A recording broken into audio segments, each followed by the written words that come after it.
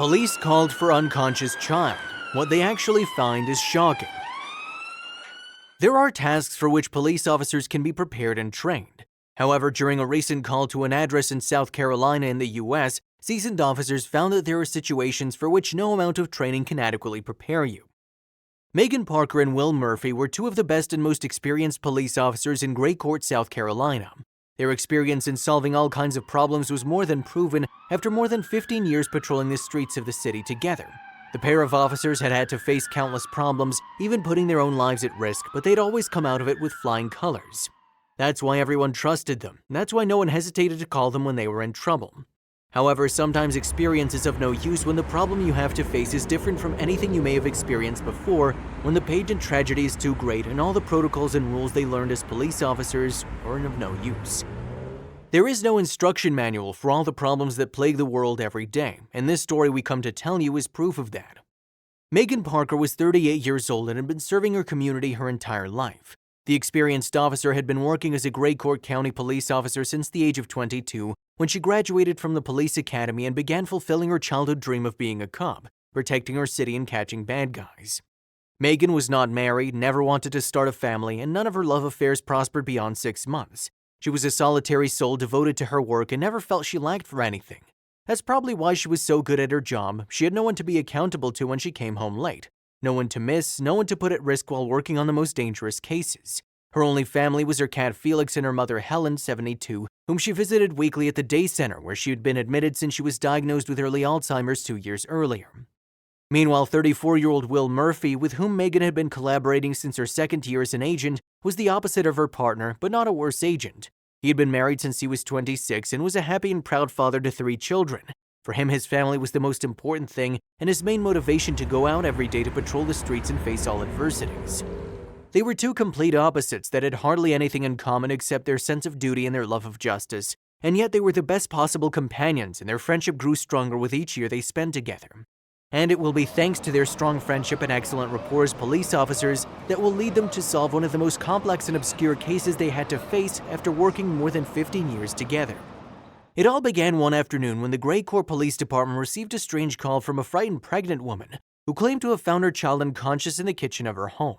Emergency services referred the call from the mother, whose name was Savannah Victoria Morgan, and requested immediate police intervention to investigate the matter. Parker, Murphy, I need you to go to an emergency. 911's informed us about a call of a pregnant mother who won't stop screaming and crying, saying her 3-year-old son's unconscious on her kitchen floor. I don't have a good feeling about this. We sent an ambulance, but we need someone to check the scene and make a statement. Hurry up, there's no time to lose, ordered their captain, visibly concerned. Right away, boss, replied the agents in unison as they put on their jackets. As soon as we have a first report of the facts, we'll let you know. Let's get moving. The police officers rushed to the home of Savannah Victoria Morgan, an 8-month pregnant mother, after her 2-year-old son Noah was found unconscious in her bedroom. A call regarding an unresponsive child is distressing enough, but officers couldn't have imagined the harrowing scene they were about to witness at this Gray Court, South Carolina home. Upon arriving at the house, the agents found a house with deplorable living conditions. Throughout their long careers, the two agents had experienced all kinds of situations and had witnessed tragedies, but the misfortune of others was something they could never get used to, and upon entering the house, their hearts were filled with grief. As soon as they entered the house, the two agents knew they were dealing with a really complicated case and that everything was much more difficult than it appeared to be. The scene was bleak. From the moment they walked through the door, they were confronted with a place that no one would dare call home and in which no person, much less a pregnant woman and a 3-year-old child, could live, but they did, and that was the problem. Megan put her hands to her head when she saw the deplorable state in which the apartment was. The floor and walls were dirty, and it was evident that the house and probably the whole building had serious moisture problems that needed to be treated urgently. The kitchen was a complete mess, smelling of rotten food from several days ago. The living room was small and full of worn blankets that were piled on a small sofa, probably the bed, and it was cold and bone-chilling and didn't let you think about anything else. However, what was really sad in that place was not the state of furniture nor the poor cleanliness, but the tragedy of those who lived here. As they had been informed at the police station, there was a child lying on the floor in the kitchen. It was the son of the lady who had called the emergency services a few minutes earlier. He was completely still and appeared to be dead. Fortunately, he was not. The paramedics rushed to take his vitals, and although the boy was very weak, he was still alive.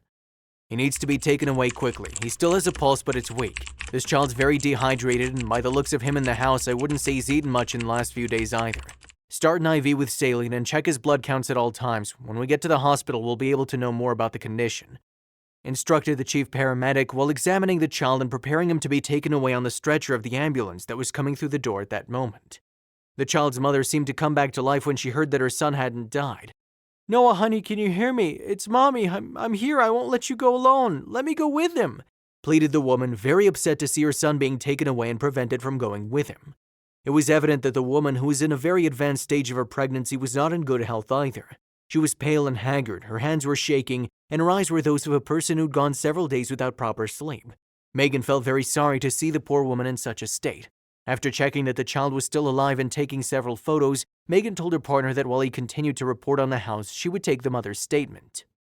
"It's not going to be an easy interrogation. Good luck. If you need support, I'll be right next door," Murphy told her warmly as he continued to write the report and take pictures of everything he saw relevant to the case.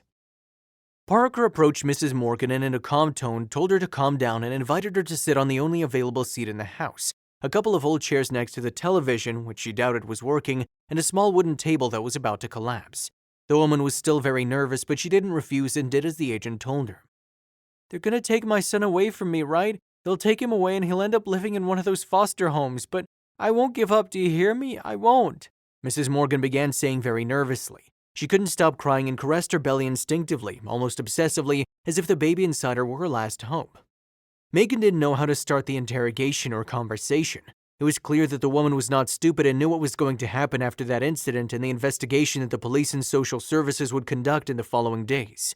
Still, Parker didn't want to bring the woman down any further, and instead of telling her what she already knew, she focused on trying to find out what she was hiding. No one lives this way by choice. That young mother was hiding a sad story that had led to that terrible accident, and the sooner she told her, the better off they would all be. "No one wants to take your child away from you. We took him to the hospital to save his life, not to steal him. We're not the enemy, Mrs. Morgan. We're here to help you. You can trust me and my team. We can help you, but I need you to be very honest with me. Do you understand? If you don't tell me the truth, I won't be able to do anything for you, and your son will end up in foster care. Do you want that?" Megan tried to be gentle, but there was no good way to tell a mother that her child might be taken away from her. Morgan nodded and, wiping away her tears, agreed to tell the police the whole truth, but on one condition, that they let her go to the hospital to see her son.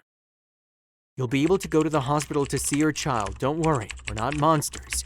Besides, you should also go to the hospital. You don't look well and you're pregnant. We have to make sure everything's okay, understood?" said the agent with gentleness, trying to gain the confidence of the mother who couldn't calm down. "Okay, I'll go with you to the hospital, but please promise me that my son will be fine. Whatever happens, my priority is that my little boy's well and that the one on the way is well too. I'm not a bad mother, I swear. I do everything I can," she began before breaking down in tears again. "No one's judging you, ma'am. I know you want the best for your children, but in order to do that, first you have to be well and get your life in order. Now, tell me everything and then we'll see what we can do. Don't worry, we're in no hurry. Your son is in good hands and in a couple of hours you'll be by his side." Megan was being really understanding, and her words managed to ease the woman's stress, even if only for a few minutes. Over the next hour, Mrs. Savannah Victoria Morgan told Officer Parker the whole truth about herself and her family, a truly sad story that ended up breaking the police officer's heart. It turned out that Savannah's husband, Stephen Morgan, had been dead for more than 8 months after a terrible settling of scores outside a bar. Morgan's husband was a gambling addict, and in the evenings, instead of being with his wife and son, he spent what little money he earned working at a cannery at poker games. Unfortunately, Mr. Morgan was never lucky and ended up getting into debt with the wrong people, who, after several months of threats and several beatings that almost ended his life, decided that the best thing for their business was to eliminate him and collect his debt by looting his house, in which there were just a few bills left of everything he'd been winning in the casinos, and threatening his wife with death. "When those men threatened me, I was paralyzed and could only think of my child and the one I was carrying. My husband died without knowing he was going to be a father again, although honestly, I think it would have been better if he hadn't known. It would have only made him more miserable. My son's very small and starving. You've seen it. I don't care what happens to me, but my children are the most valuable thing I have. Please don't take away my little boy from me. I need him so much," the mother confessed, holding her hands to her face and breaking down in tears again. "Nothing bad will happen to you or your son. You did the right thing by telling me the truth, Mrs. Morgan. From now on, you're safe. We'll protect you, and we'll see to it that these criminals end up in jail. You have my word," Parker promised her, very moved by the story she'd just heard. As promised, Morgan was able to meet her son Noah at the hospital a few hours later. The little boy was stable and would recover from the severe anemia he was suffering from due to the poor nutrition he'd had in recent months. The mother and baby were in perfect condition and remained in the hospital for a week while the police investigated their home and searched for the best solution. Parker managed to get the mother and child into the witness protection program, where they would start a new life far away from there in Montana, where they would become other people and have the opportunity to start from scratch and have the life they deserved. A life where fear and hunger would disappear and where Savannah Morgan would be able to bring her baby into the world without fearing for her safety, a basic right that every human being deserves to have and that this poor woman lost because she fell in love with the wrong man. Now she can go back to sleep in peace and raise her children in freedom, thanks to the efforts of the police and a kind agent who took care to enforce the law above all else. Did you like this touching and surprising story? If so, we invite you to leave us a comment expressing your opinion. If you want to continue enjoying inspiring stories like this one, subscribe to our channel or check out the other videos shown at the bottom of the screen. Thank you for your cooperation.